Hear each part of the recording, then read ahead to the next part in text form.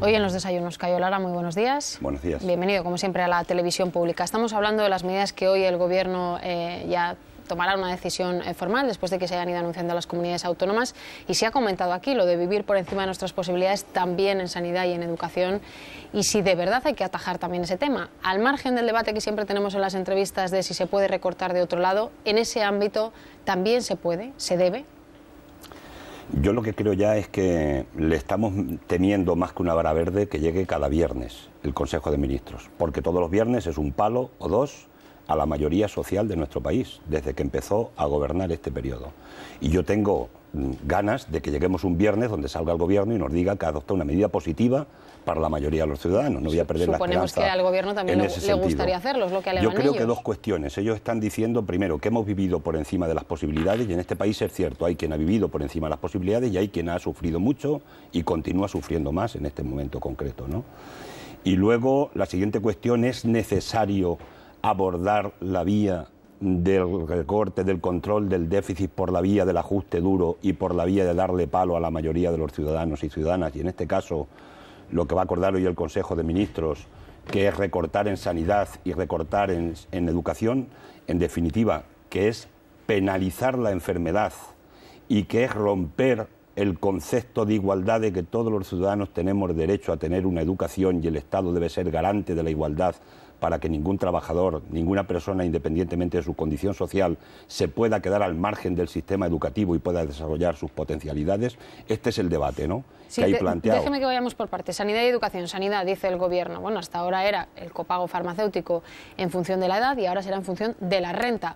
Puede haber gente que diga, pues efectivamente, no es lo mismo un pensionista que tiene muy pocos ingresos que uno que sí los tiene. ¿Por qué ahí no se puede pedir un esfuerzo a quien tiene más? Eso es más la burocracia que van a crear que la propia recaudación que van a obtener.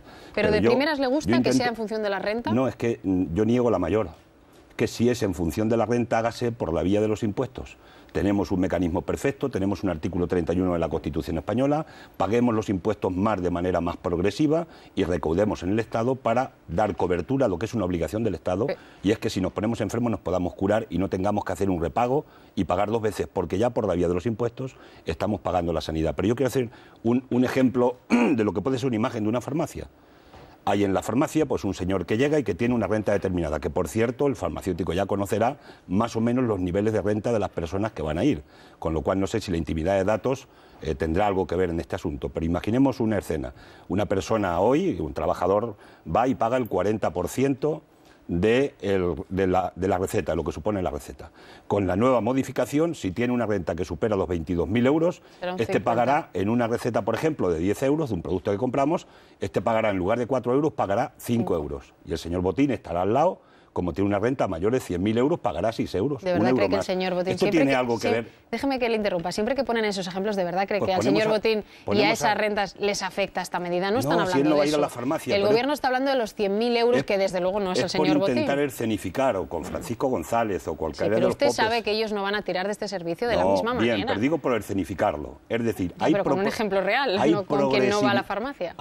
Igual sí, un día se anima. ¿Hay progresividad en ese sentido desde el punto de vista del impuesto? No la hay. No es verdad. No se cumple lo que dice el artículo 31 de la Constitución. Por tanto, el Gobierno lo que tiene que hacer es resolver el problema por la vía de los recursos. Y un elemento que es el trazo grueso, y yo creo que es el gran debate. Que el gran debate es que tenemos que controlar el déficit. Y el déficit había dos maneras de controlarlo. Uno que era por la vía de los recortes y otro que era por la vía de los mayores ingresos. ¿Hay dinero? Que dice el señor Rajoy que no hay dinero. No es verdad. Dicen los técnicos de Hacienda que se defraudan 60.000 millones de euros cada año en este país, desde el punto de vista de las empresas. Y dicen que el mercado negro, el trabajo negro, se defraudan 30.000 millones de euros. Pero además, no lo dicen solamente los técnicos de Hacienda. Hay un informe de la Red de Justicia de los Impuestos a nivel internacional que de 145 países que han investigado, España está en el número 10 en cuanto a potencia defraudadora. Es decir, si hay recursos, si hay dinero, lo que hay es mucha cara y mucha gente con muy poca vergüenza que no está pagando los impuestos en España y que está evadiendo impuestos, y unos gobiernos que no se están enfrentando a este problema de una manera seria porque siguen recortando los instrumentos de control del fraude, como es la agencia tributaria, que se recorta de nuevo este año otra vez en los presupuestos generales del Estado. Vía ingresos, impuestos. De las primeras intervenciones ha mencionado subamos los impuestos, hagámoslo de forma progresiva en este caso. Eso es lo que dice el Gobierno que ha hecho con el IRPF, que además dice se ha visto forzado por la herencia. ¿Qué impuestos, cuánto, cómo, qué hay que hacer?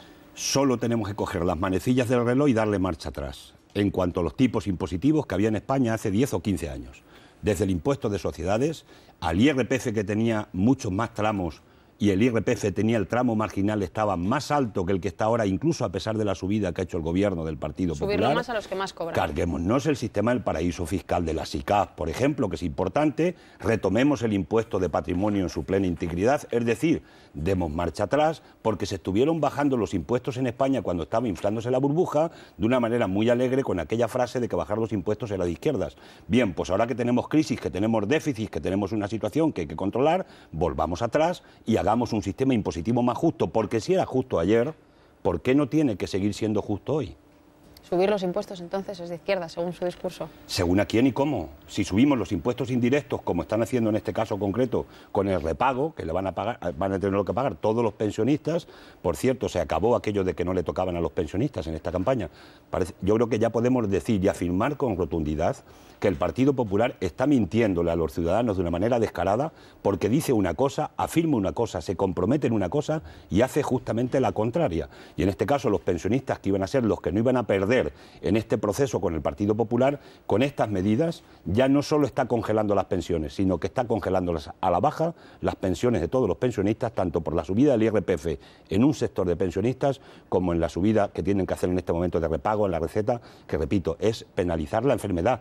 Y además en esto ayudan al Fondo Monetario Internacional, que está diciendo que vivimos demasiados años. El Fondo Monetario Internacional está luchando contra la ciencia, la que nos permite que vivamos más años. El Fondo Monetario Internacional dice que vivimos mucho y que esto no es soportable. Yo creo que nos van a aplicar una eutanasia activa con las medidas que están adoptando. Está últimamente usted con las declaraciones. El Fondo Monetario nos va a aplicar una eutanasia activa. Lo ha dicho el Fondo Monetario Internacional. Está diciendo que vivimos demasiados años. Hombre, no diga usted eso. Para sostener económicamente los países. El hecho de que se viva más hace que haya que sostener a más gente. Eso es evidente. Se ha inventado la tecnología que produce productos para que podamos vivir más años y vivir mejor. El problema es el reparto de la riqueza, como siempre. Bueno, estamos hablando de la parte de la sanidad, sobre todo esos ejemplos, pero y en el tema de la educación, y me voy a centrar en lo de las universidades. Se ha dicho aquí en la mesa, quizá también ahí se ha vivido, no sé si por encima de nuestras posibilidades, pero las comparaciones con otros países en el número de universidades, de facultades, de títulos, quizá ahí se ha cometido un error. Yo se lo pregunto. Vamos a ver, hemos tenido, por ejemplo, y escuchaba antes el comentario que estabais haciendo, aquí es cierto, en el tiempo de crecimiento de la burbuja, pues muchas carreras universitarias orientadas a los aparejadores, a los arquitectos, que tenían que ver con todo este boom de la construcción que había. Hoy esto se ha hundido, se ha venido abajo, y esta gente, como se decía, pues alguna gente de esta con estas carreras te las encuentras haciendo un trabajo que no era el trabajo para el que se les ha educado en la universidad. Una falta de planificación. También en esto nos ha organizado un desastre el sistema y el modelo especulativo que hemos tenido del ladrillo en nuestro país. Se trata de planificar, pero yo niego la mayor. No es verdad que tengamos unas universidades con un excesivo gasto. Estamos en el gasto global de educación en España por debajo de la media de los países de la Unión Europea. Pero eficiente, yo le hablo de gasto eficiente, no tanto de derroche, ¿no? Que cuando se habla de universidad da vergüenza hablar de derroche, pero de eficiencia. No, desde nuestro punto de vista, la eficiencia de una universidad se tiene que acompasar en cuanto a las carreras universitarias con el nuevo modelo de desarrollo productivo, que es el que hay que diseñar en este país. No se ha diseñado todavía cuál es el nuevo modelo de desarrollo productivo. Se están haciendo recortes en estos presupuestos en I+D+I. Se hacen recortes en educación. No aparece ninguna propuesta concreta del Gobierno de por dónde tenemos que caminar para salir de esta situación con un modelo que no sea el especulativo del ladrillo. No hay ninguna alternativa. Nosotros le hemos pedido un pleno monográfico en el Parlamento. Le hemos pedido que el camino se tiene que orientar, y eso tiene que dar como consecuencia y como resultado que al mismo tiempo se orienten también las carreras universitarias, porque la gente cogerá carreras en aquellos sectores concretos donde pueden desarrollar su actividad. Hoy hay un sector, que es el tercer sector, el sector de servicios sociales en nuestro país, que no está desarrollado. Estamos gastando 7 puntos menos del PIB. Esto lo ha dicho el profesor Vicente Navarro ya durante muchísimas ocasiones, y hay muchos estudios que lo determinan.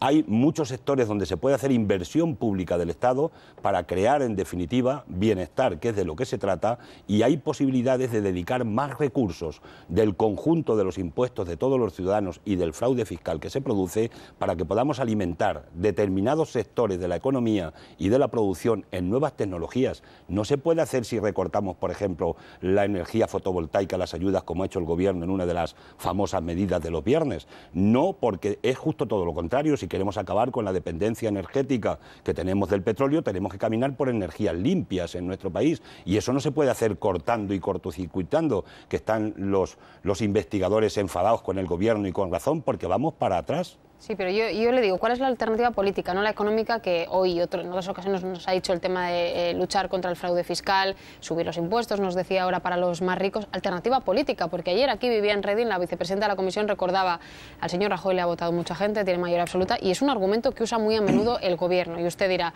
bueno, han pasado 100 días y han cambiado en algunas cosas. ¿De verdad cree que la gente votaría otra cosa ahora mismo? La semana trágica se trasladará a los 100 días trágicos probablemente de nuestro país con el señor Rajoy. Le están abandonando hasta los suyos. Lo han hecho en Andalucía. 400.000 personas que le dieron el apoyo 3 meses antes, ahora han decidido no votar al Partido Popular, y por eso no ha pasado el PP desde Peñaperros abajo, en el sentido de la mayoría del Gobierno. No tiene mayoría absoluta en el Parlamento, pero tiene el 46% de los votos, no tiene más. No tiene el 51% de los votos. ¿Pero cree que en estos 100 días ha perdido el apoyo, y a eso me refiero, al apoyo parlamentario con la ley que tenemos? No, el apoyo parlamentario lo tiene completo. Y en sus acuerdos con Convergencia y Unión, que lo seguirán de alguna manera, bueno, pues consolidando en el tiempo. Digo, lo tiene completo porque tiene 186 diputados. Lo que está perdiendo es credibilidad a raudales. Lo que está perdiendo es apoyo ciudadano. Y las últimas encuestas que conocemos, un partido que en menos de 4 meses ha perdido 9 puntos concretos de confianza ciudadana, debería tomar nota el señor Rajoy, porque no tiene patente de corso para hacer lo que le dé la gana en este país. Además de que se está equivocando, de que está empobreciendo a la sociedad española, de que está alimentando el crecimiento del paro, no del empleo. Y además no está consiguiendo el objetivo último, que es controlar el déficit, porque al final va a haber menos ingresos por los distintos conceptos, por la recesión de la economía en las arcas de la hacienda pública, ¿vale? Y por eso tienen que inflar algunos recursos, como hemos visto en los presupuestos generales, en la propuesta que hay, pues lógicamente tiene que tomar buena nota, y por mucha mayoría absoluta que le haya dado este sistema electoral en el Parlamento, tendrá que tomar nota, y tendrá que tomar nota de las manifestaciones, de la huelga general, de las manifestaciones del día 29 que le van a hacer los sindicatos y que nosotros vamos a apoyar, porque habrá que decir algo ante este ataque permanente y sistemático. Nosotros no tenemos un gobierno para que nos castigue todos los días. Pero que se elige un gobierno para que genere empleo. Yo le hice una pregunta a la ministra de Empleo, porque no estaba el presidente ese día, y le tuve que hacer una pregunta, y la pregunta que le dije es: ¿cuántos puestos de trabajo va a destruir en este año? ¿Alguien se piensa que esto es normal? ¿Que no es inusual que una ministra de Empleo se le tenga que preguntar por cuánto empleo va a destruir? Y claro, al final, la frase última es: no, mire usted, es que tenemos que ajustar los cimientos para que tengamos un futuro mejor. ¿Y si el paraíso luego no existe? ¿Qué hacemos? Le pregunto por Andalucía, que lo ha mencionado también. El pacto están en plena negociación y suponemos que usted tiene información de primera mano, así que le voy a pedir que nos la cuente. ¿El pacto en qué consiste? ¿En que el número 1 de Izquierda Unida va a ser el número 2 del gobierno andaluz? ¿Cuántos consejeros? ¿En qué? Bien, lo primero del acuerdo es una cosa clara. El señor Arenas no va a ser presidente del gobierno andaluz, que para nosotros tiene muchísima importancia, y para los andaluces, para muchos andaluces. Para otros no la tendrá, pero para muchos y para la mayoría, para más de 2 millones de andaluces. A partir de ahí hay unas conversaciones que se han manifestado con el Partido Socialista, que se van concretando en un acuerdo programático de legislatura, que eso se tendrá todavía que seguir matizando, y que para nosotros lo más importante es el compromiso que hemos contraído con los ciudadanos de Andalucía en un contrato que hemos establecido ante notario, ¿no? Ahora, a partir de ahí, ¿qué le preguntamos? Porque está puesto en nuestros propios estatutos a la militancia, y el día 24 se pronuncia en un referéndum. Le preguntamos 2 cosas: si quiere un acuerdo de legislatura o si quiere un acuerdo de gobierno. Y ahí se tiene que pronunciar la militancia. Y lo que diga la militancia es vinculante para la dirección de Izquierda Unida Andalucía, y por tanto el día 24 por la noche sabremos exactamente si vamos a tener pacto de legislatura, por tanto sin compromiso de estar en el gobierno, o vamos a estar en el gobierno, y a partir de ese momento conoceremos los detalles de cómo se puede estar articulando en esas conversaciones en estar en el gobierno. Cayo Lara quiere que estén en el gobierno, supongo, ¿o no? De esas 2 opciones, hombre, si puede tocar poder y cambiar según usted realidades. Yo tengo claras 2 cosas. Una, que tiene que haber estabilidad en el tiempo que viene en Andalucía, parlamentaria, y en el gobierno tiene que haber una estabilidad que se esté produciendo, pero tiene que haber medidas que los andaluces las tienen que tocar con los dedos y las tienen que ver.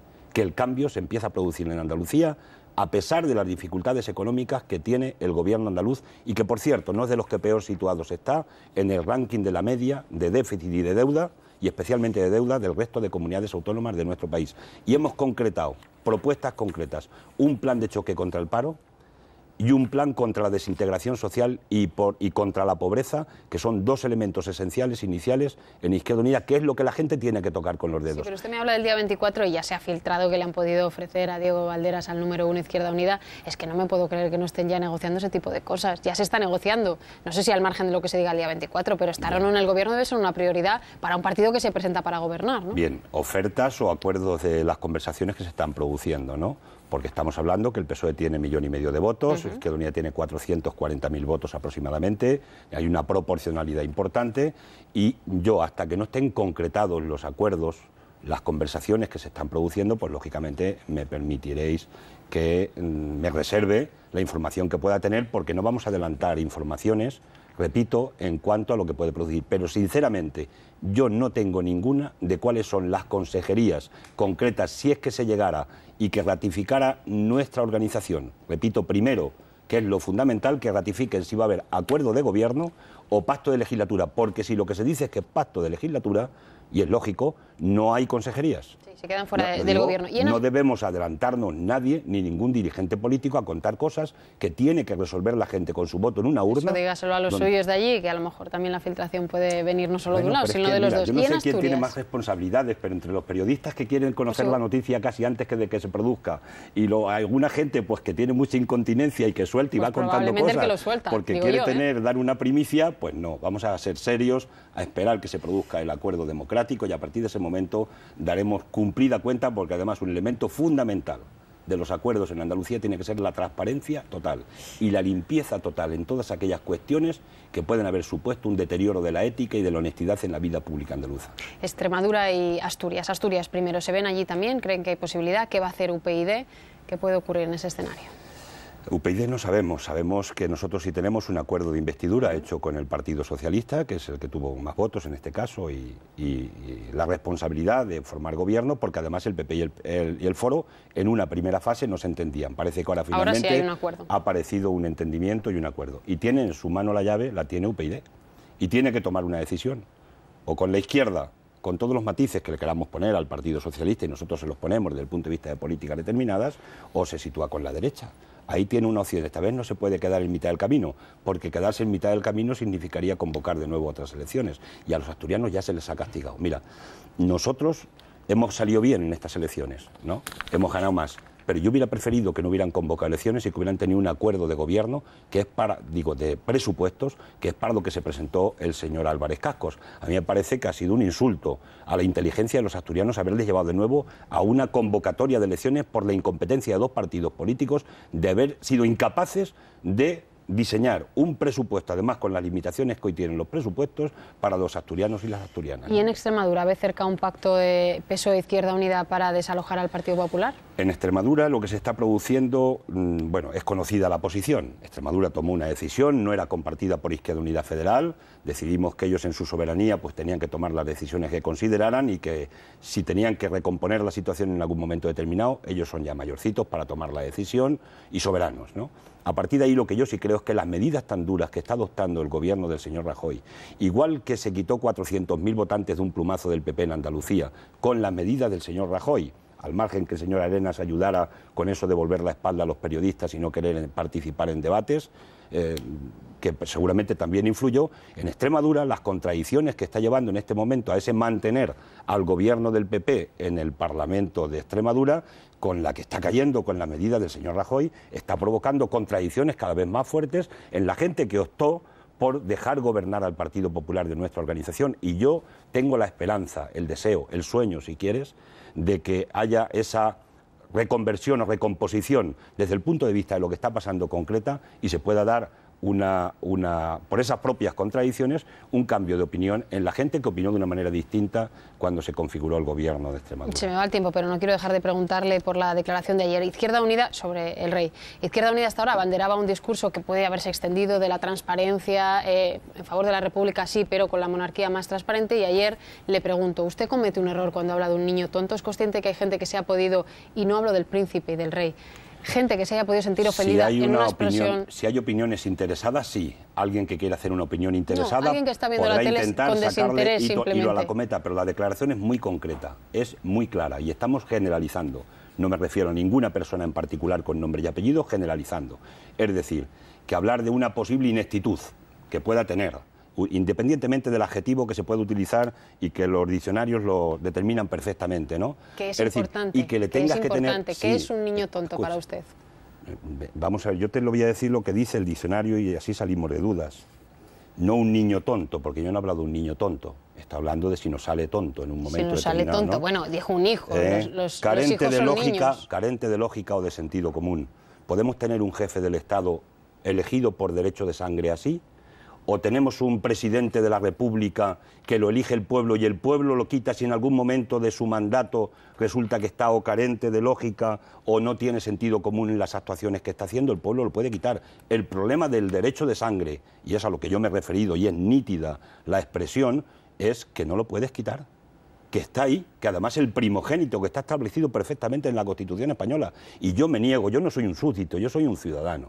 Y me niego a que yo no pueda decidir que tu hijo o tu hija o los descendientes de cualquiera de los que tenemos aquí no tengan la opción de ser el jefe del Estado elegido democráticamente por los ciudadanos. Por eso yo le decía que ya que así de simple. Esa es su manera de explicar algo que quizá mucha gente comparte, si se equivocó en la expresión utilizada. Simplemente le pregunto. No lo sé, si alguna gente lo opina, hijo tonto, yo disculpas no pido por aquello que no tengo intencionalidad de crear. Y eso que ahora se puede poner de moda incluso después de lo del rey. No, yo no sé si se pondrá de moda o no. Yo digo lo que he dicho, creo que es lo que piensa muchísima gente. Muchísima gente piensa que el jefe de un Estado, independientemente de la actitud que pueda tener, si tiene una actitud que no es correcta, que no es conveniente, que no ya que se equivoque, sino que no esté con una opción para poder ser jefe del Estado, no se le elija porque el pueblo no le elige, ¿no? Y el pueblo le puede poner y le puede quitar. Lo que no puede ser es que lo tengamos que tener por un derecho, repito, de sangre, independientemente del coeficiente que pueda tener intelectual, del desarrollo que pueda tener en su actividad, tal. Pero esto no es ninguna ofensa para nadie. Quien lo interpreta así,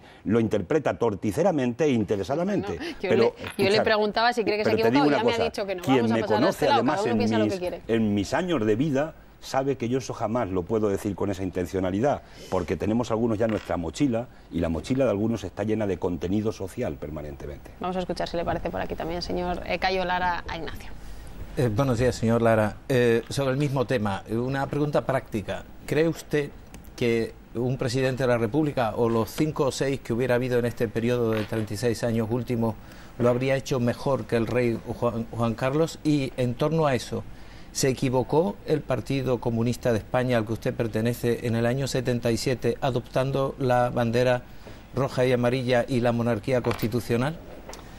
Yo, sobre la primera cuestión, yo espero que un día que Victoria Prego haga la historia real de la Casa Real, la escriba, porque ella sabe mucho de ese tema, y escriba la historia real, que seguramente va a ser un gran bestseller en este país, porque la historia del monarca tiene sus blancos y tiene sus negros.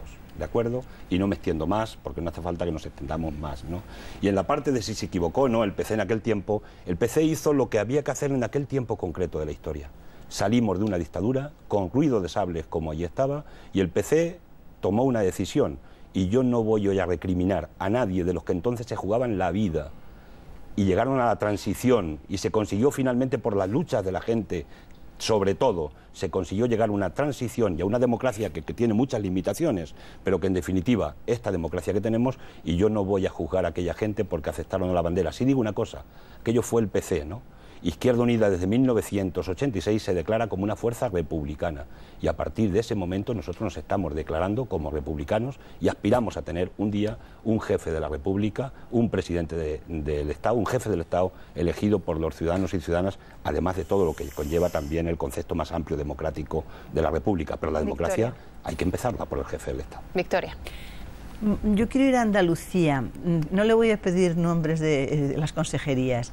Le voy a preguntar si, dado que Izquierda Unida va a ser determinante en el gobierno andaluz, fuera del gobierno o dentro de él, es independiente porque un pacto de legislatura condiciona exactamente, en otros términos, pero condiciona las medidas de la Junta, estas decisiones adoptadas por el gobierno de recorte, o sea, subida de las tasas universitarias, que es una competencia de las comunidades, o otra que no es competencia de las comunidades, como es el pago farmacéutico, Izquierda Unida va a seguir la línea del Partido Socialista que ha dicho que cumplirá los compromisos, aunque no esté de acuerdo, o ustedes van a defender lo que ha dicho antes, una cierta rebelión ante estas medidas frente al gobierno. ¿Qué va a decidir la Izquierda Unida para el gobierno de la Junta de Andalucía en estos casos? Vamos a ver, los 10.000 millones, yo creo que el gobierno del Partido Popular se mete en un tema que es competencia de las comunidades autónomas. Hay unas competencias transferidas, hay una Constitución y hay unas reglas de juego y hay unas carteras de servicios que tienen que cumplir las comunidades autónomas y en temas tan delicados y tan sensibles como es la educación y como es la sanidad. Yo sí me gustaría que hubiera una rebeldía de todas las comunidades autónomas a decirle al gobierno de España, digo de todas, incluida yo la pregunto qué va a decir Izquierda Unida en este tema preciso. Esperemos primero a ver si vamos a tener gobierno o vamos a estar en el pacto de legislatura. Pero si da lo mismo. Nosotros no podemos estar. Si yo le pregunto lo que sí quiero decir es que nosotros estamos frente a la política del ajuste duro y de la modificación del artículo 135 de la Constitución española, que se hizo, por cierto, sin consulta al pueblo español. Estamos contra el pacto de estabilidad y donde estemos lo vamos a manifestar. Porque creemos que hay una alternativa, lo vamos a manifestar, hay una alternativa. E incumplir es otra, esto es lo que yo le pregunto. Bueno, pero ya no digo, es que si no, no le va a dar tiempo a Arsenio a preguntar. Estoy contestando perfectamente. Estamos frente al acuerdo de estabilidad y contra tener que pagar antes los intereses de la deuda y la deuda que el bienestar social de nuestro país. Eso se metió en la Constitución española y nosotros estamos frente a eso, porque además de injusto, consideramos que es inútil. Arsenio. Y carga la crisis contra gente que no es la responsable de la crisis. Arsenio, venga, que se nos va algo el tiempo. Muy concreto y muy corto, señor Lara. Yo quería volver al tema del rey. ¿Usted cree que con todo lo que ha pasado la última semana es irreversible ese deterioro de la imagen del rey ante los ciudadanos? A, B, ¿es irreversible también el deterioro de la monarquía, de la forma de Estado ante los ciudadanos? ¿O cree que eso acabará pasando? Yo no quiero ofender a nadie, ¿no? Pero creo que se está viviendo en la Casa Real episodios de la escopeta nacional. En los últimos episodios que hemos conocido completos, desde Urdangarín hasta los últimos acontecimientos. Quiero recordar también que aquí hubo dos grandes partidos que dijeron que no pasaba nada con el viaje a cazar elefantes del rey. Nos dijeron no pasaba nada, no había ningún problema. Después el rey pide unas disculpas y después se aceptan las disculpas por esos dos grandes partidos. ¿Pasaba o no pasaba? Yo creo que estamos en un nivel alto de deterioro, el más alto probablemente que se ha producido en todo el periodo democrático. Yo tengo dudas, lo que sí pienso es que está mucha gente ya trabajando para que acique. Eso es lo que yo pienso. Trabajando para que acique dentro de la Casa del Rey. En los entornos y de la gente que defiende la monarquía. Yo creo que hay un deterioro muy alto y están trabajando en esa dirección. Y frente a esa situación, lo que nosotros estamos diciendo, además, no es novedoso. Yo se lo dije a Juan Carlos el primer día que estuve con él, en agosto del 2009. Le dije directamente, para los que piensan que has tenido una trayectoria impecable, sería un gran broche de oro que decidieras, invitaras al gobierno, le pidieras, instaras al gobierno que proponga un referéndum sobre la monarquía o la república en nuestro país. Me dijo que él era monárquico y yo era republicano, pero bueno, esa ¿Qué le iba a pedir a usted? Se me acaba el tiempo, lo siento, no, Arsenio, no, es que ¿ve una hipótesis de abdicación en el corto o medio plazo? Y es que eso, profetas no podemos ser. Ha dicho que está trabajando lo que sí sé es que hay gente, suponemos, pensamos, intuimos que hay gente que está trabajando porque se ha llegado a un nivel de deterioro, yo creo, bastante alto en ese sentido. Bueno, se nos ha acabado ahora, el tiempo. cuando conozcamos todos los detalles del viaje, esperemos que nos conteste el gobierno o la propia jefatura del Estado, pues yo creo que se alimentarán algunos más, quién pagó el viaje, en fin, estas cosas que hemos pedido, sin herir a nadie, simplemente por un tema de transparencia, porque estamos hablando ni más ni menos que del jefe del Estado. Se nos ha acabado, como digo, el tiempo. Le agradecemos mucho, como siempre, que esté aquí con nosotros en los desayunos. Gracias. A ustedes.